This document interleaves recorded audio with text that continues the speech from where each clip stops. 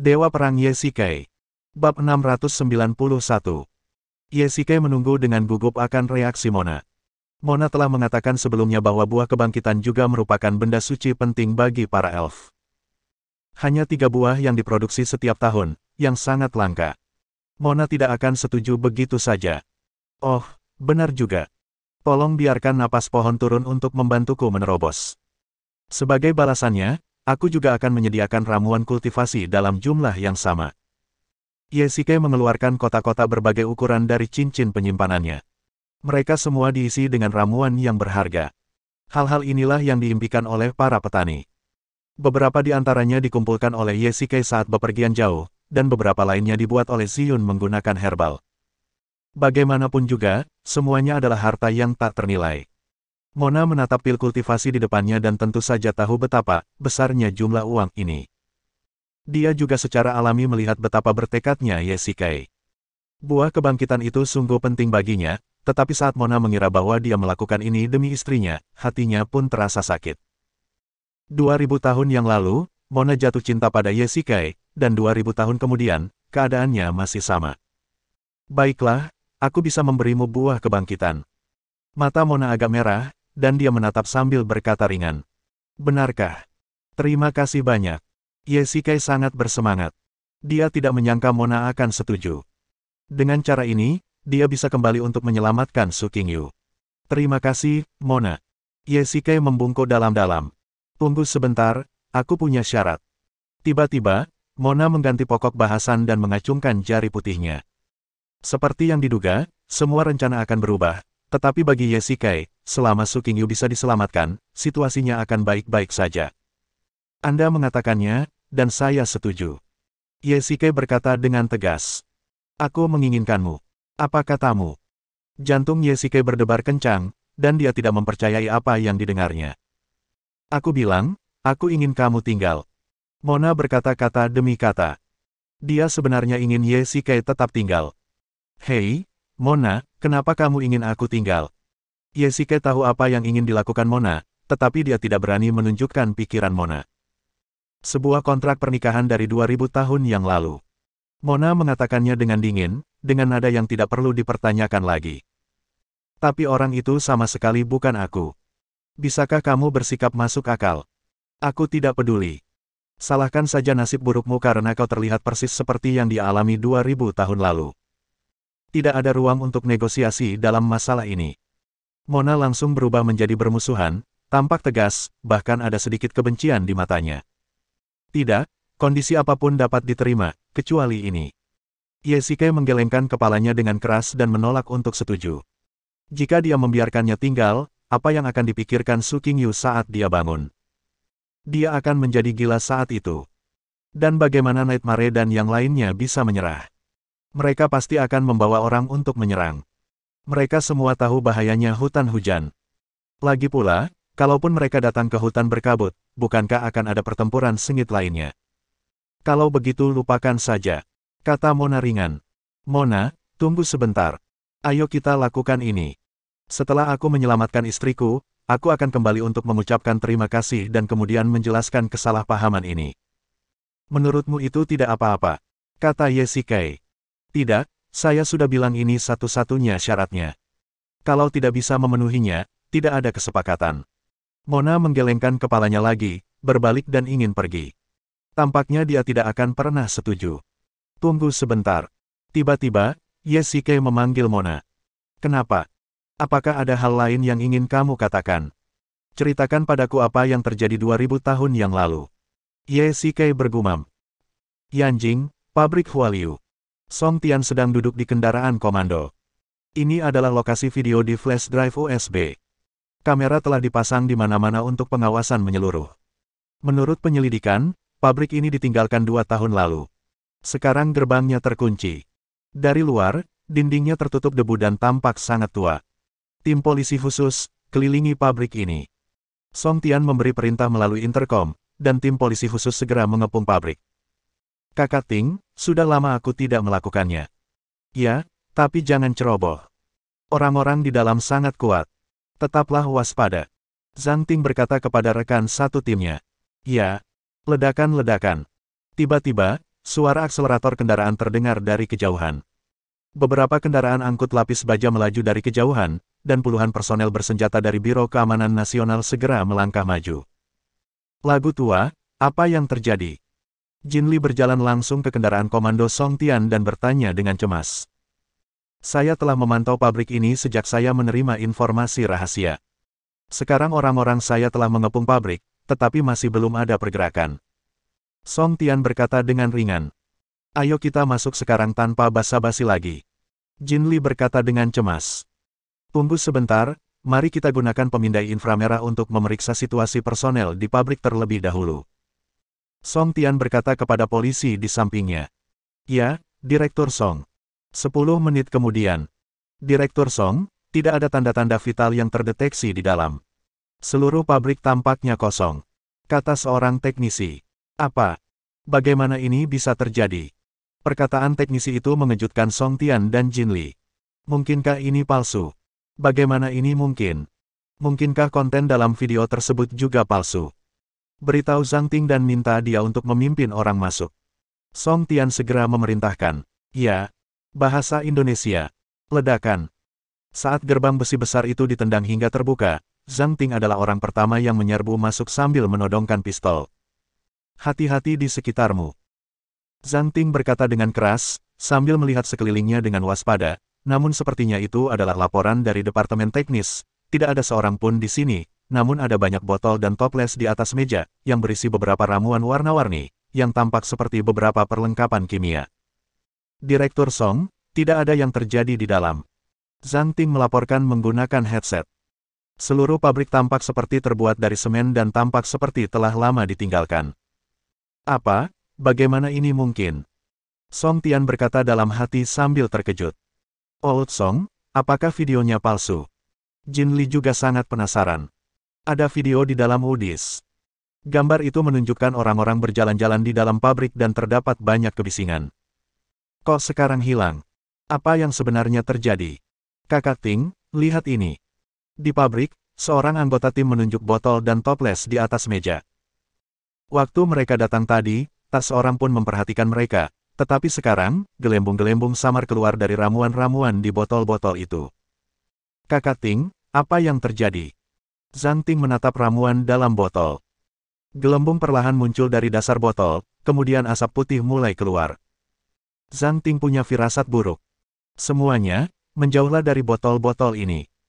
Zhang Ting memberi isyarat, dan tiba-tiba, ramuan semua orang mulai mendidih, seolah-olah ada api yang menyala di bawahnya. Tidak bagus, semua orang segera mengungsi dari pabrik. Bab 692. Zhang Ting mengenali botol dan stoples apa yang ada di atas meja. Itu sama sekali bukan ramuan biasa, tetapi cairan peledak yang hanya bisa dilihat dalam dokumen. Benda-benda ini tidak akan bereaksi dalam lingkungan yang stabil, tetapi selama ada sedikit perubahan pada lingkungan luar, benda-benda ini akan mulai bereaksi dengan sendirinya, lalu mendidih dan meledak. Pastilah polisi khusus baru saja masuk, yang menyebabkan terjadinya perubahan lingkungan, seperti sinar matahari. Mundur cepat. Zhang Ting berteriak keras, dan polisi khusus segera berlari keluar pintu. Hampir sampai, hampir sampai. Zhang Ting adalah orang terakhir yang berlari. Tepat saat dia melangkah keluar pintu, suara ledakan keras terdengar dari dalam pabrik. Api yang membumbung ke angkasa langsung mengangkat atap besi di atas pabrik. Gelombang kejut yang besar itu menghempaskan Zhang Ting bagaikan layang-layang, dan dia pun terjatuh dengan keras ke tanah. Terjadi ledakan di dalam pabrik. Apa? Song Tian dan Jin Li keluar dari kendaraan komando. Gudang yang tadi ditinggalkan kini dilalap api. Ada polisi yang terluka, cepatlah dan selamatkan dia. Ketika beberapa petugas polisi khusus melihat Zhang Ting terluka, mereka langsung bergegas. Kakak Ting, kamu baik-baik saja. Petugas polisi khusus bernama Xiao Chen menyerahkan Zhang Ting yang tergeletak di tanah. Wajah cantik Zhang Ting yang berwarna gandum telah berubah menjadi hitam hangus, yang disebabkan oleh ledakan tersebut. Batuk-batuk, aku baik-baik saja. Zhang Ting terbatuk 2 kali sambil diguncang-guncang oleh semua orang, seolah-olah dia tersedak. Semua orang menghela napas lega ketika melihat Zhang Ting terbangun. Mendesis. Zhang Ting menggerakkan tubuhnya dan tiba-tiba merasakan nyeri yang tajam. Kakak Ting, jangan bergerak. Tulangmu patah. Para medis akan segera datang. Saya baik-baik saja. Untungnya, polisi khusus diperlengkapi dengan baik saat ledakan tadi, yang mana sangat mengurangi dampak ledakan tersebut, kalau tidak Zhang Ting mungkin akan hancur berantakan. Bawa pergi yang terluka. Padamkan apinya. Jin Li menatap lautan api di depannya, dan ekspresi serius di wajahnya menjadi 3 poin lebih berat. Bom cair itu bisa membuktikan satu hal, bahwa video itu memang nyata, dan markas Bos Sing ada di sini, kalau tidak, mustahil bagi siapapun untuk mengembangkan bom cair. Namun sekarang, petunjuk ini juga telah rusak. Sialan, orang-orang itu pasti sudah mundur. Shen Wu tampak tertekan. Pemindahan Bos Sing dan markasnya telah membuat mereka tidak punya apa-apa dan juga menimbulkan kerugian. Lupakan saja, mari kita lanjutkan penyelidikannya. Tianjing mendesah pelan. Amerika Selatan, hutan berkabut. Jadi, maksudmu 2000 tahun yang lalu, ada Ye Shikei yang menyetujui pernikahan itu. Mona menceritakan kepada Ye Shikei apa yang terjadi dengan penuh kasih sayang. 2000 tahun lalu, manusia telah memasuki era ekspansi. Saat itu, meskipun para elf tersebar di seluruh dunia, mereka sudah terlibat konflik penuh dengan manusia. Di satu sisi, para elf itu sombong, membenci manusia, dan tidak pernah memperhatikan apapun yang dikatakan manusia. Di sisi lain, praktisi manusia bermunculan seperti jamur setelah hujan, dan orang-orang berbakat muncul dalam jumlah besar dan kekuatan mereka menjadi semakin kuat. Ditambah lagi dengan meluasnya wilayah, konflik dengan para elf pun tak dapat dielakkan. Oleh karena itu, karena dua alasan ini, manusia dan elf seperti air dan api, dan tidak dapat hidup berdampingan. Saat itu, Mona hanyalah seorang prajurit elf. Karena perselisihan dengan manusia, dia bertemu Ye Shikei. 2000 tahun yang lalu. Mona, ada prajurit manusia di belakang, kamu harus memimpin tim untuk menghadapi mereka. Mona muda adalah seorang pejuang hebat dan sangat dihormati oleh para tetua elf. Ya, Tetua Agung Yuan Hun. Mona membawa puluhan prajurit peri dan bersembunyi di hutan belakang. Mona memerintahkan para prajurit elf untuk menyebar di balik pohon-pohon besar di semua sisi dan dengan hati-hati mengamati pergerakan di sekitar mereka. Retakan. Suara ranting yang diinjak dan patah terdengar dari tanah. Mona mengeluarkan belati dari pinggangnya dan menatap ke depan dengan waspada. Hati-hati, ada seseorang yang datang. Mona mengangkat belati dan berkata ringan. Sekitar 20 sosok perlahan berjalan keluar dari kabut, mengenakan pakaian compang camping, memegang senjata seperti tombak, pedang, dan perisai di tangan mereka. Mona, haruskah kita bertarung? Tanya seorang prajurit elf. Tunggu sebentar, biarkan mereka mendekat sedikit. Mata Mona tajam dan belati di tangannya bersinar redup. Tidak peduli siapa mereka, selama mereka manusia, mereka adalah musuh para elf. Menembak. Tiba-tiba Mona berteriak, dan lebih dari selusin anak panah melesat keluar seketika, menembus dada manusia-manusia itu, dan kedua belah pihak mulai bertarung secara tiba-tiba. Mengenakan biaya. Para prajurit peri melompat turun dari pohon. Mona mengambil langkah maju dan langsung menyerbu ke arah seorang manusia, dan belati tajam itu langsung menembus jantungnya. Ada peri. Pada saat ini, manusia yang tersisa juga bereaksi dan mengambil senjata mereka untuk melawan prajurit peri. Jenderal Ye, mengapa pemerintah meminta kami untuk berpatroli begitu sering? Pada saat yang sama, di jalan yang tidak jauh dari sana, sekelompok prajurit kavaleri bersenjata lengkap sedang berpatroli. Kalau saja Ye Shikei melihat sang jenderal memimpin jalan, dia pasti akan sulit mempercayainya, karena jenderal ini tampak persis seperti Ye Shikei. Banditisme telah merajalela akhir-akhir ini, dan sudah menjadi tugas kita untuk melindungi wilayah dan rakyat kita. Saudara-saudara, harap berhati-hati.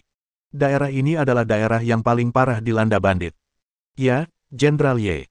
Wakil jenderal di samping membalikkan kudanya dan berlari kencang ke arah yang berlawanan, sambil berteriak keras, Jenderal Ye punya perintah.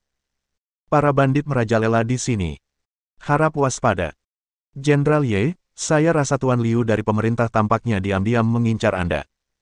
Anda harus waspada, kata wakil jenderal lainnya di samping. Wakil Jenderal Sangguan, tolong jangan bicara apa-apa lagi. Saya hanya bertanggung jawab untuk melakukan pekerjaan saya. Anda tidak perlu khawatir tentang hal lain. Ye Shikei berkata ringan, nadanya sedikit dingin, dan ada sedikit rasa dingin di antara matanya. Ya, Jenderal. Dentuman, dentum. Tiba-tiba terdengar suara senjata beradu dari hutan di kejauhan, dan samar-samar terdengar suara seseorang berteriak minta tolong. Jenderal, sepertinya ada suara di sana. Wakil Jenderal bermarga Sangguan menunjuk ke hutan di dekatnya. Ayo pergi dan lihat.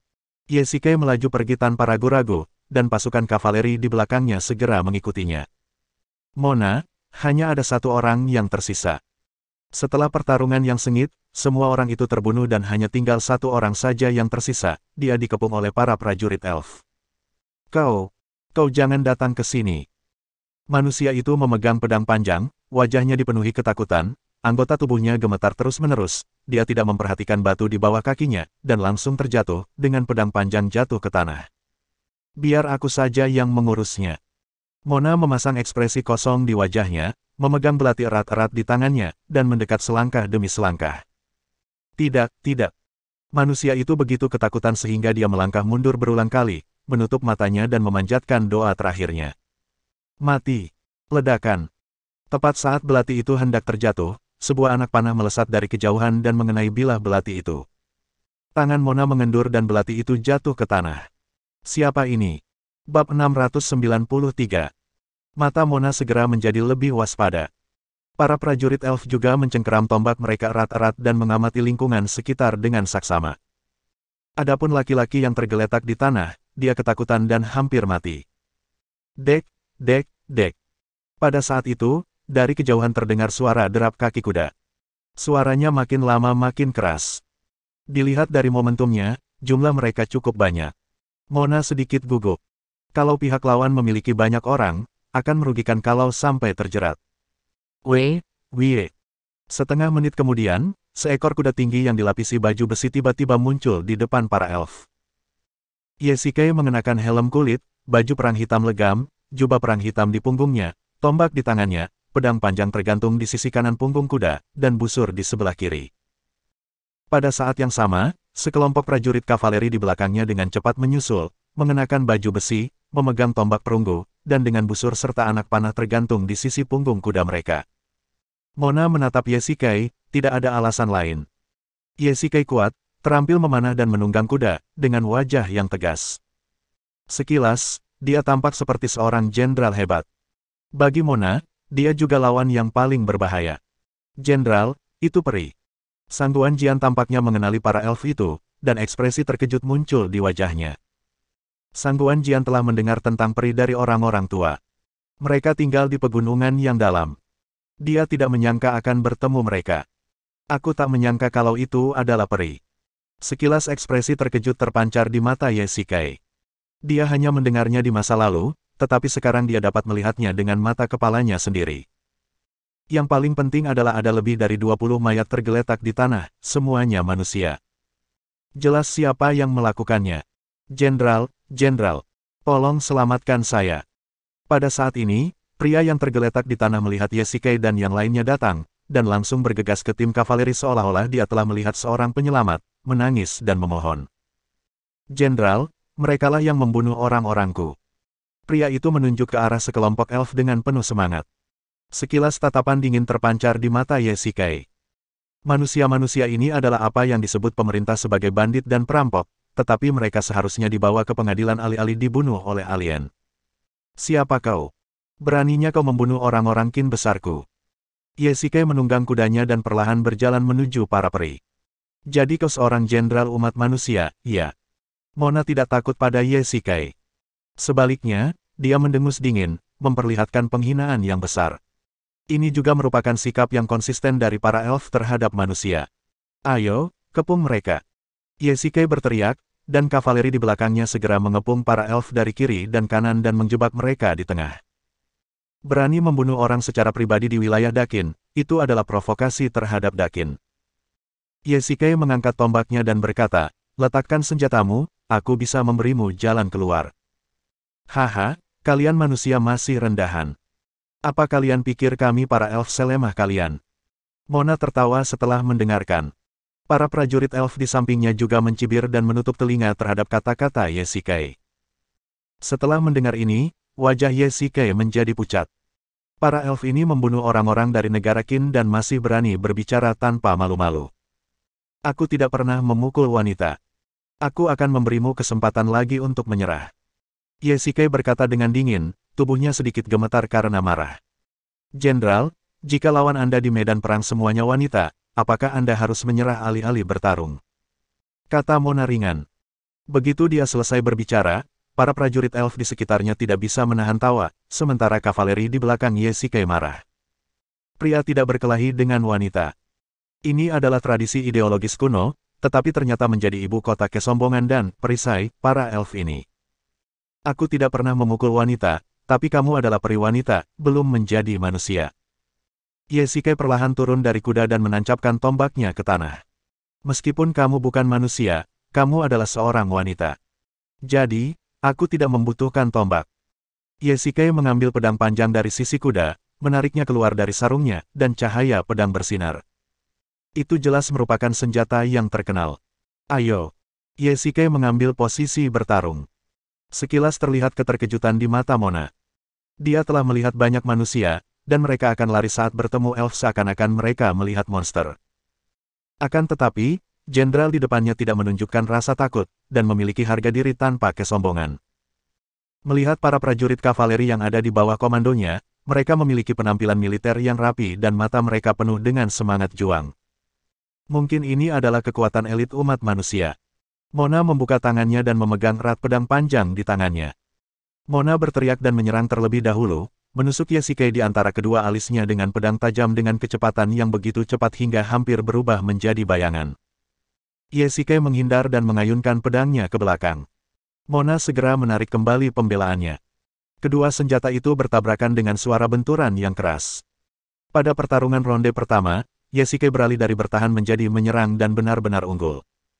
Bagus, bagus, bagus. Para prajurit di samping berteriak, bersorak untuk Yesike. Manusia, sepertinya aku meremehkanmu. Mona menunjukkan senyum di wajahnya. Tampaknya masih ada beberapa master di antara umat manusia. Jadi, apakah kamu bersedia menyerah? Yesike berkata dengan tenang tanpa ekspresi di wajahnya. Haha, tidak mungkin.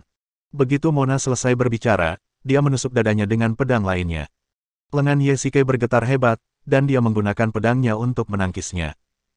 Tanpa diduga, Mona menusuk lagi dengan tangannya. Yesike tidak bisa menghalanginya, jadi dia hanya bisa berguling dan bangkit dari tanah. Dia menusuk dengan pedang di tangannya, namun luput. Betapapun kuatnya seorang jenderal, dia hanyalah manusia biasa. Mona berkata dengan licik. Gerakan tadi adalah pengaktifan kekuatan internal, yang meningkatkan kecepatan dan kekuatan ke tingkat yang lebih tinggi. Meskipun Yesike adalah seorang ahli bela diri, dia hanya tubuh daging dan darah, tanpa kekuatan internal apapun di dalam tubuhnya. Ledakan, ledakan, ledakan. Pada saat ini, terdengar suara genderang samar dari kejauhan, dan ekspresi Mona langsung berubah. Mona, ini perintah berkumpul, ayo kita mundur dulu. Kata peri di samping. Mona tampak sedikit tidak senang. Dia menyimpan pedangnya dan berbalik menatap Yesike. Manusia, aku punya hal lain untuk dilakukan hari ini, jadi aku pergi dulu. Kata Mona agak tidak yakin. Ayo berkemas. Yesike berkata dengan ringan setelah waktu yang lama. Ya, Jenderal. Yesike mendesah. Dia pernah mendengar tentang peri. Mereka dikatakan sangat ahli dalam bela diri dan bisa merapal mantra. Jika mereka sampai terjerat dengan mereka, pasti akan menimbulkan korban di pihak kavaleri. Terlebih lagi, setelah pertarungan hari ini, dia memiliki pemahaman baru tentang para elf. Tunggu sebentar, manusia. Pada saat ini, Mona tiba-tiba menghentikan Yesike. Bolehkah saya tahu nama Anda? Kamu Sike. Namaku Mona. Sampai jumpa lain waktu dan kita akan bertarung dengan baik. Mona tersenyum, mengetukkan jari kakinya, dan melompat langsung ke dahan pohon. Para peri di sebelahnya juga melompat ke dahan dan memanfaatkan hutan lebat untuk mundur. Jenderal, mengapa Anda tidak membiarkan saudara-saudara Anda menyerang? Sang Guan Jian bertanya dengan rasa ingin tahu. Kita punya tugas lain yang harus dilakukan, jadi jangan tinggal di sini terlalu lama. Yesike memasukkan pedang ke sarungnya dan menaiki kudanya. Bab 694. Semua pasukan dengarkan, berbaris dalam formasi. Sang Guan Jian berbalik dan berteriak, dan seluruh kavaleri segera berbaris dalam 4 baris. Yesike memutar kepala kudanya dan berjalan di depan. Jenderal, apakah Anda masih memikirkan peri iblis perempuan itu? Sepanjang jalan, Sang Guan Jian melihat bahwa Yesike sedikit gelisah dan tampak khawatir, jadi dia teringat pada para elf tadi. Sangguan, apakah kamu pernah melihat peri sebelumnya? Ye Shike menoleh dan bertanya dengan ringan. Tidak, aku mendengarnya dari beberapa orang tua. Hari ini akhirnya aku melihat yang masih hidup.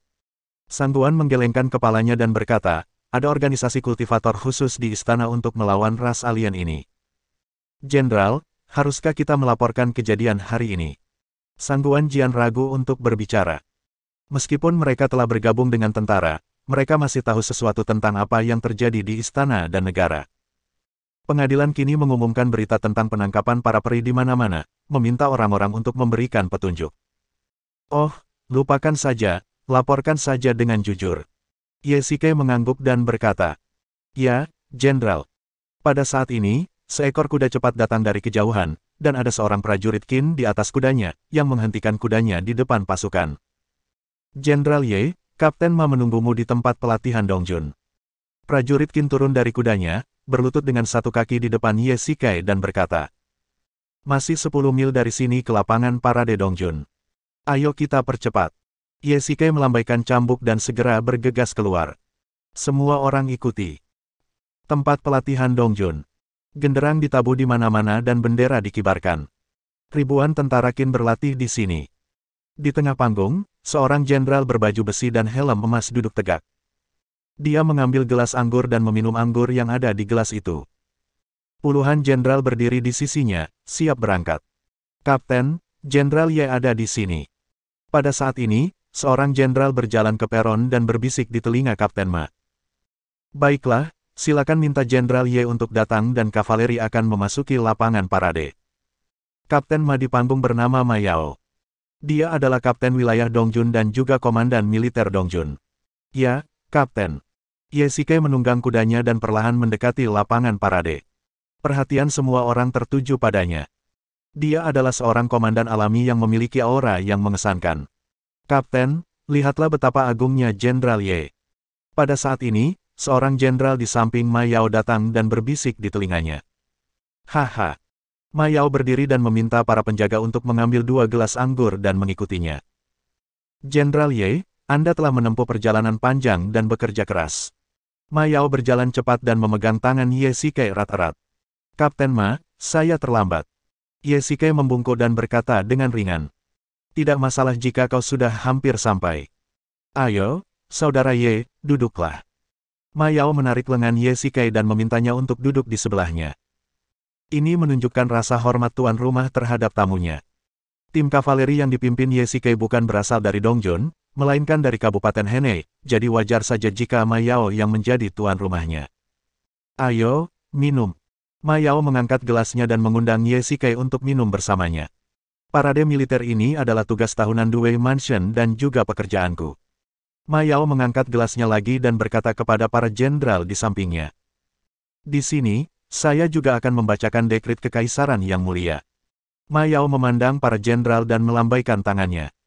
Pelayan di sampingnya dengan hormat menyerahkan sebuah gulungan emas. Ketika para jenderal mendengar bahwa itu adalah dekrit kekaisaran, mereka semua berjalan mendekati Ma Yao dan berlutut untuk mendengarkan instruksinya. Jenderal Ye Shike, Anda telah melakukan tugas Anda dengan sepenuh hati dan jiwa. Anda akan diberi hadiah 200 tael. Selain itu, karena perubahan zona pertahanan, Anda akan dipindahkan dari Istana Due Kabupaten Henei ke Istana Due Kabupaten Dong mulai sekarang, dan akan berada di bawah komando Due Ma Yao. Saya harap Anda akan melakukan tugas Anda dengan tulus dan berdedikasi serta mengonsolidasikan negara Qin besar kita. Setelah Ma Yao selesai membaca, semua jenderal terkejut, jelas terkejut dengan isi dekrit kekaisaran. Ye Shike dipindahkan dari komando awal Hanoi ke komando Ma Yao, yang merupakan sesuatu yang tidak diharapkan oleh siapapun. Saudara Ye, tolong patuhi perintah kekaisaran. Ma Yao tersenyum, bertepuk tangan, berbalik dan berkata kepada jenderal di belakangnya, semuanya, merupakan kehormatan besar bagi Jenderal Ye untuk datang ke komando daerah timur kita. Saya akan mengadakan perjamuan di rumah besar malam ini untuk menyambut Saudara Ye. Kalian semua bisa pergi bersama. Selamat, Kapten Ma, dan selamat datang, Jenderal Ye. Para jenderal bergema satu demi satu. Ye Shike dengan hormat menerima dekrit kekaisaran dan membungkuk kepada Ma Yao. Dalam hal ini, saya akan merepotkan Anda, Tuan. Itu tidak benar, saudaraku tersayang. Aku telah melatih pasukan untuk kekaisaran. Semangat juang anak buahku tinggi dan penampilan militernya rapi. Aku layak mendapatkan dukungan dari Yang Mulia. Fuzong. Ye Shikai sedang duduk di mejanya memproses dokumen resmi ketika dia tiba-tiba mendengar langkah kaki di luar. Sangguan, apa yang bisa saya bantu? Jenderal, Komandan Ma baru saja mengalokasikan 5.000 tael perak dari perbendaharaan Dongjun ke unit kita sebagai bentuk penghargaan kepada tentara. Sangguan Jian melapor pada Ye Shikai. Saya punya 2.000 prajurit berkuda, dan masing-masing dari mereka akan diberi 2 tael perak. Sedangkan untuk uang sisanya, kita bisa membeli ternak dari rakyat dan memperbaiki makanan mereka. Ye Shikai berkata sambil mengoreksi dokumen resmi. Janji. Dong, dong, dong. Pada saat ini, terdengar lagi suara langkah kaki di luar pintu. Jenderal Ye, Letnan Jenderal Sangguan. Seorang pria berpakaian istana masuk dari luar dan membungkuk kepada mereka berdua. Tuan Sun, saya minta maaf karena tidak datang untuk menyambut Anda secara langsung. Tolong bawakan tehnya. Ye Shikai berjalan turun dan berkata dengan hormat. Tidak perlu, Jenderal Ye, ini adalah hadiah dari Yang Mulia. Selain itu, Yang Mulia juga memberinya seekor kuda kerajaan, yang berarti hadiah untuk seorang pahlawan. Terima kasih, Yang Mulia, atas rahmatmu. Jenderal Ye, saya punya urusan penting yang harus diselesaikan. Saya tidak bisa tinggal lebih lama lagi. Silakan tinggal. Jenderal, apa maksud Tuan Ma? Mengapa dia memberi kita hadiah sebesar itu? Sangguan bertanya dengan rasa ingin tahu setelah Dewa Matahari pergi. Unit saya telah dimasukkan ke dalam pasukan di bawah Dongjun. Saya pikir Lord Ma mungkin ingin menenangkan kita. Ye Shikai bergumam. Tuan Ma bukan orang baik. Aku mendengar rumor tentangnya saat aku berada di Hanoi. Dia orang yang suka berkhianat dengan wajah yang ramah. Sangguan Jian menggelengkan kepalanya, tidak setuju dengan ide Ye Shikai. Jangan katakan hal itu lagi. Perkataan orang lain menakutkan. Kau akan dipenggal jika mengkritik atasanmu. Wajah Ye Shikai berubah dan dia memarahi. Ya, Jenderal. Juga, dari 200 tael emas, aku akan menyimpan 20 tael, dan sisanya dapat kau bagikan kepada keluarga saudara-saudaramu yang meninggal terakhir kali. Kata Ye Shikai sambil menunjuk ke piring emas di atas meja. Ya. Sangguan Jian baru saja berjalan setengah jalan ketika dia tiba-tiba berbalik dan berkata, ngomong-ngomong, Jenderal, kuda kekaisaran yang diberikan Yang Mulia sebagai hadiah sudah ada di luar. Apakah Anda ingin pergi dan melihatnya? Aku akan pergi nanti. Ye Shikai mengangguk, lalu perlahan duduk di sofa tengah, mengambil selembar kertas utuh, lalu membuat sketsa sesuatu di atasnya dengan kuas. Beberapa menit kemudian, sesosok peri yang tampak seperti manusia hidup muncul di sana. Setelah diamati lebih dekat, penampilannya sangat mirip dengan Mona. Bab 695. 2000 tahun lalu, Dinasti Qin, Rumah Ma. Ayo, mari kita bersulang untuk Jenderal Ye dengan segelas anggur. Ma Yao mengangkat gelasnya dan berkata kepada para jenderal di depannya. Hari ini Ma Yao mengadakan pesta penyambutan besar di rumahnya untuk menyambut Ye Shikai. Jenderal Ye adalah ahli bela diri dan prajurit yang terampil. Dia adalah berkah bagi kekaisaran kita. Jika dia dipromosikan untuk melayani kaisar di masa depan, jangan lupakan kami. Seorang jenderal berkata sambil tersenyum sambil minum, dan jenderal lainnya juga tertawa. Ya, Saudara Ye, bakatmu terlihat jelas di mata kalian semua. Aku akan menulis surat kepada gubernur daerah di masa mendatang dan memintanya untuk mempromosikanmu. Ma Yao berkata sambil tersenyum. Terima kasih banyak atas kebaikan Anda, Kapten. Ye Shikai mengangkat gelasnya dan meminum semuanya.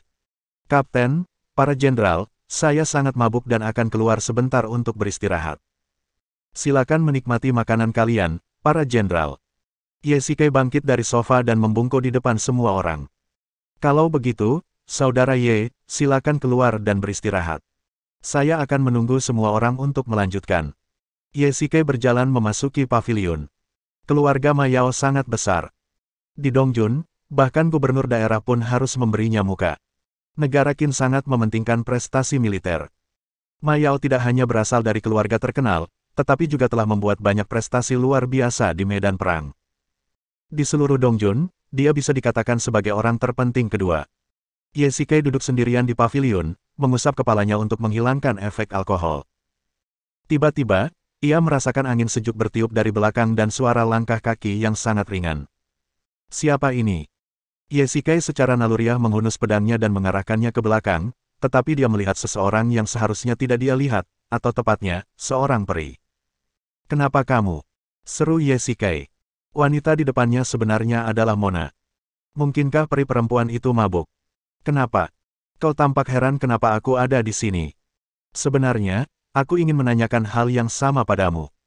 Mona berkata sambil tersenyum, sambil meletakkan tangannya di belakang punggungnya. Ini adalah rumah Ma. Ma Yao adalah pejabat penting di istana. Tahukah kamu bahwa masuk tanpa izin ke rumah pejabat akan mengakibatkan kematian? Yesikai berkata dengan dingin. Itulah hukum ras manusia. Aku peri. Mona berkata sambil tersenyum nakal, lagi pula, pengawal manusiamu sangat lemah. Aku bisa melompat ke halaman seperti ini. Tunggu, apa yang kamu lakukan di sini? Yesikai tiba-tiba menjadi waspada. Para peri dan manusia kini berselisih satu sama lain. Mona datang dari jauh dan telah menembus jauh ke dalam benteng manusia.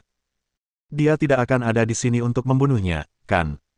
Kalau dipikir-pikir lagi, kemungkinan besar begitu. Ini adalah rumah besar Ma Yao, dan Ma Yao adalah Komandan Dongjun. Mengapa kamu begitu gugup? Katakan padaku, apakah kamu di sini untuk membunuh? Yesikai terus bertanya. Tidak. Mona memutar matanya dan berkata, biar aku tanya, apa yang akan kamu lakukan kalau aku bilang aku di sini untuk membunuhmu? Aku akan membunuhmu sekarang juga. Yesikai mengambil pedangnya, melangkah cepat ke depan, dan mengalungkan pedang itu ke leher Mona. Oke, ingat apa yang kukatakan tadi pagi. Lain kali kita bertemu, kita harus bertarung dengan hebat. Mona mengangkat sudut mulutnya sedikit, melompat mundur selangkah, dan mencabut dua belati dari pinggangnya. Ayo. Begitu Mona selesai bicara, dia tiba-tiba menyerbu dan menusuk langsung ke arahnya dengan dua belati. Yesikai telah melihat gerakan ini sebelumnya. Pagi harinya, dia hampir terjatuh ke dalamnya. Peri sangat cepat, jauh lebih cepat daripada manusia, jadi mereka memiliki keunggulan alami dalam pembunuhan. Ledakan. Yesikai mengayunkan pedangnya untuk menangkis dua belati itu, lalu mengayunkan pukulan punggungnya, namun Mona tetap menghindarinya. Mona mengambil kesempatan untuk melompat ke udara dan menendang Yesikai tepat di dada. Setelah beberapa langkah mundur, Yesikai menggunakan pedangnya untuk menopang tanah dan tidak jatuh. Kamu adalah manusia terkuat yang pernah aku lihat. Mona bertindak seakan-akan dia mendapat keuntungan, tetapi kenyataannya, di tangan Mona, dia tidak pernah bertarung dengan manusia lebih dari 3 gerakan, apalagi meminta manusia itu membela diri. Jika dia tidak memiliki kekuatan internal, mungkin Mona benar-benar bukan lawannya. Tetapi aku akan mengalahkanmu juga. Yesikai terus menghunus pedangnya. Mona menyilangkan dua belati dan menusukkan pedangnya di tengah-tengah. Yesikai menariknya kuat-kuat, dan bila pedangnya bergesekan satu sama lain, menimbulkan percikan api. Perhatikan ini. Mona menerkam dengan keras dan menjatuhkan Yesikai ke tanah. Tubuh ramping Mona menekan dada Yesikai, dan keduanya berhenti bergerak. Waktu seakan berhenti tiba-tiba. Yang terdengar hanyalah suara gemerisik dedaunan di sekitarnya. Tangan kanan Mona menekan dada kiri Yesikai. Detak jantung mereka tiba-tiba menjadi sangat cepat. Cepatlah bangun. Yesikai tiba-tiba mengerahkan tenaga, mendorong Mona, dan berdiri dari tanah. Kudengar di ras manusiamu, tidak ada kontak fisik antara pria dan wanita. Mona menggoda sambil tersenyum. Apa yang kau bicarakan? Kita harus terus berjuang. Baiklah, mari kita lakukan lagi. Mona mengumpulkan seluruh tenaga dalamnya dan bergegas maju. Kedua belati itu menusuk lagi. Tepat saat dia hendak menusuk leher Yesikai, tubuhnya tiba-tiba berhenti. Pada saat ini, belati itu berjarak kurang dari 10 cm dari leher Yesikai. Mona menundukkan kepalanya dan menatap pedang tajam di lehernya. Dia tidak bisa menahan senyum pahit. Ujung pedang yang dingin itu ditekan ke kulit putih Mona, seolah akan terpotong jika dia bergerak sedikit saja. Kamu menang. Mona meletakkan belatinya dan mundur selangkah. Yesikai juga perlahan-lahan meletakkan pedang di tangannya. Pedangku tidak membunuh wanita dan anak-anak. Pergilah. Yesikai berkata dengan tenang. Cepat, ada yang mencoba membunuh kita. Pada saat ini, terdengar teriakan prajurit dari kejauhan. Aku pergi dulu. Sampai jumpa lain waktu. Mona tersenyum tipis dan mengembalikan kedua belati itu. Jangan datang lagi lain kali, karena aku tidak akan menunjukkan belas kasihan lagi. Baiklah. Lain kali, mari kita lihat apakah kamu mampu menangkapku. Mona mengetukkan jari kakinya, melompat ke udara, menginjak dinding, dan ketakutan. Cepat, cepat dan tangkap dia. Para prajurit mengejar ke pavilion, tetapi mereka tidak dapat menangkap Mona. Mereka hanya bisa menyaksikan kepergiannya. Jenderal Ye. Apa yang terjadi di pavilion? Pada saat ini, Ma Yao dan para jenderal mendengar laporan prajurit dan bergegas ke sini. Seorang pembunuh baru saja datang ke sini dan terlihat oleh jenderal ini. Kami bertarung dengannya, tetapi sayangnya dia berhasil lolos. Ye Shike berkata dengan ringan. Seorang pembunuh benar-benar menyelinap ke rumah kaptenku. Untungnya, saudara Ye selamat. Wajah Ma Yao tampak serius. Merupakan suatu kehilangan muka baginya ketika seorang pembunuh datang ke rumahnya. Terlebih lagi, dia adalah seorang kapten dan rumahnya dijaga ketat. Ayo, kejar mereka cepat. Ma Yao tiba-tiba menjadi marah dan menendang prajurit di depannya hingga jatuh ke tanah. Ya, Tuan. Kakak Ye, kamu baik-baik saja. Ma Yao melangkah maju dan memegang tangan Ye Shike sambil berkata dengan prihatin. Aku baik-baik saja. Pembunuh tadi sangat terampil dan akulah yang gagal menjatuhkannya. Bersambung.